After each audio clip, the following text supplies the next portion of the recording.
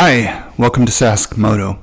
In this video, I will go over some evidence that exists about what the government knows about Sasquatch and possibly why they aren't telling us.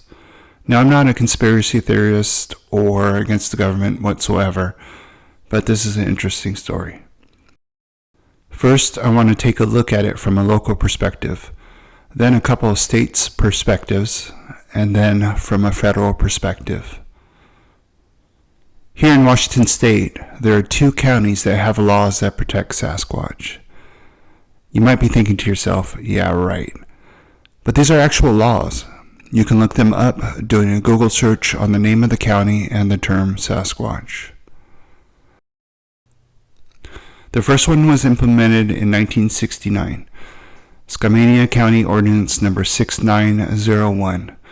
It was later amended in 1984, and in 1991, Whatcom County created one as well. It's resolution number 92-043. Let's talk about the Skamania County law. Skamania County is located in the southernmost part of Washington State. It is known for Gifford-Pinchot National Forest, Mount St. Helens, and you guessed it, Sasquatch. When the law was introduced, there were numerous sightings in the area. That meant there are also numerous so-called Sasquatch hunters showing up all over the place. I don't know what the original intent of the law was, but I would imagine it was to discourage hunting of these beings and for protecting the innocent people from being mistaken for Sasquatch and being shot.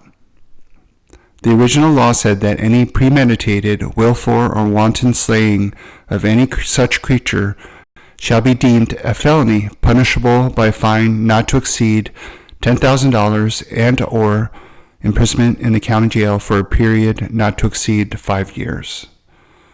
Although this was amended to reflect that it's now just a sanctuary for Bigfoot, it also states, should the Skamania County coroner determine any victim/creature to have been humanoid, the prosecuting attorney shall pursue the case under existing laws pertaining to homicide. Now on to Whatcom County, Resolution 920-43. Whatcom County is located at the most northern part of Washington State on the border of Canada. It is known for the Cascade Mountain Range and Mount Baker, and you guessed it, Sasquatch. There's even a place in Whatcom where the Washington State Department of Transportation painted Sasquatch footprints across Highway 20 that goes through the Cascade Mountains. On the document, it says, Whatcom County is hereby declared a Sasquatch protection and refuge area, and all citizens are asked to recognize said status. If you want to read all the stories and sightings in these counties, just do a search on the county names and the term Bigfoot or Sasquatch sightings. You'll see a lot of them on Google, and some of them are very interesting. But the question remains, why were Sasquatch laws created and upheld? Was it possibly for publicity? As you know, government tries to stay out of the spotlight when it comes to spending the people's money. So how much time and resources did it take to enact these laws?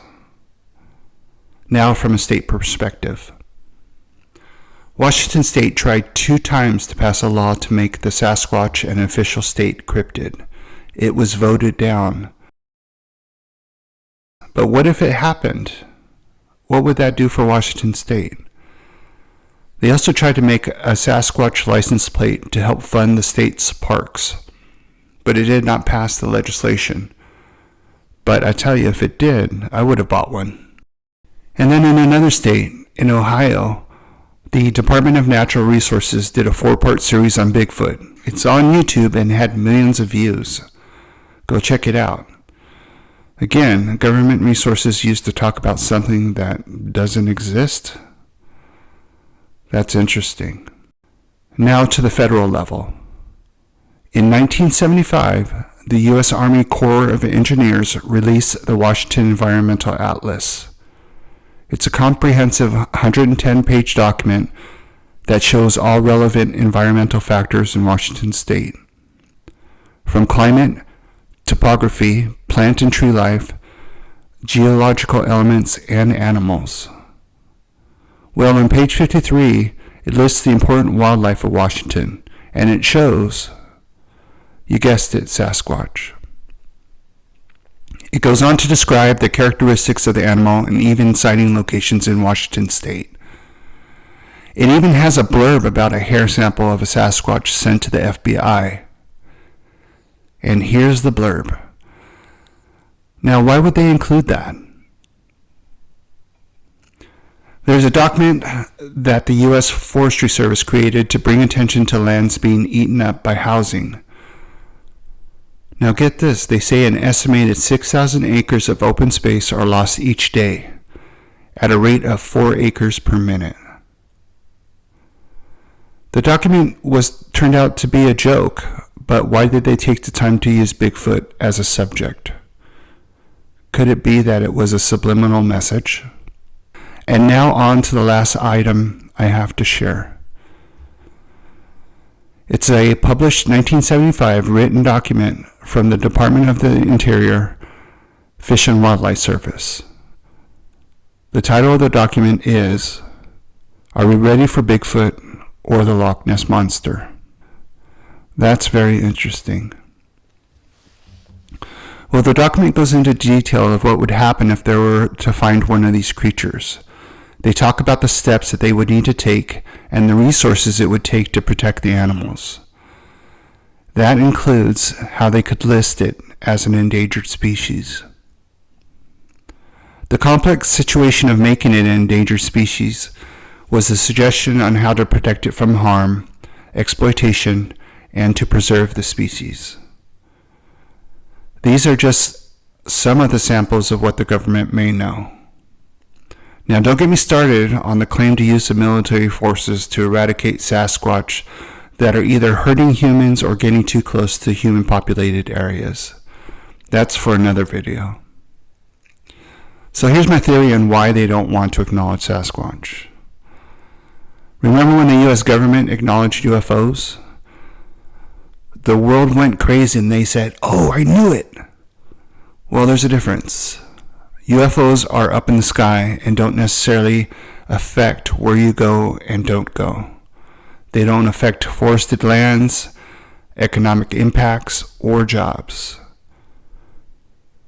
In fact, people don't stop because of UFOs.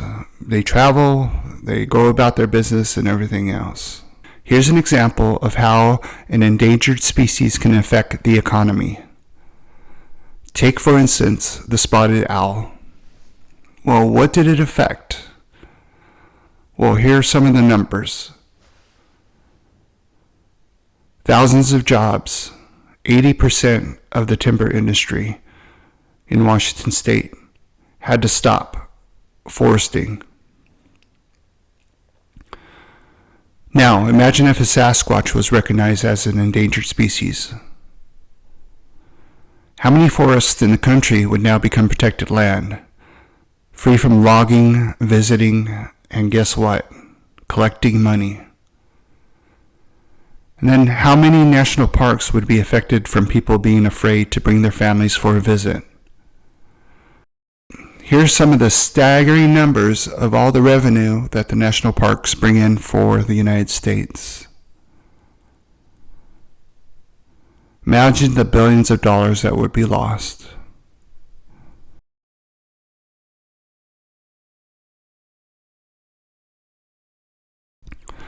Now here are numbers of 2 national parks in Washington state where Sasquatch sightings often occur.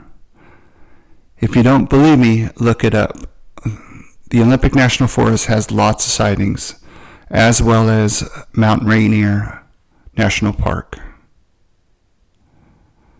Now, what if Sasquatch was recognized by our government? I think it could go a number of ways, whether it be closure of lands, a mass hysteria to see one, even hunting for one.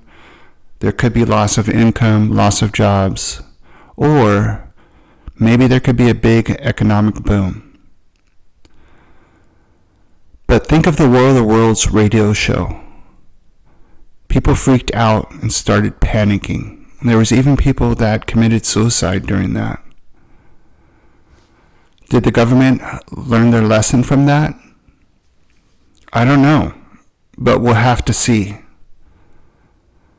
Put your comments below, and if you like this video, please subscribe. And as always, thanks for watching.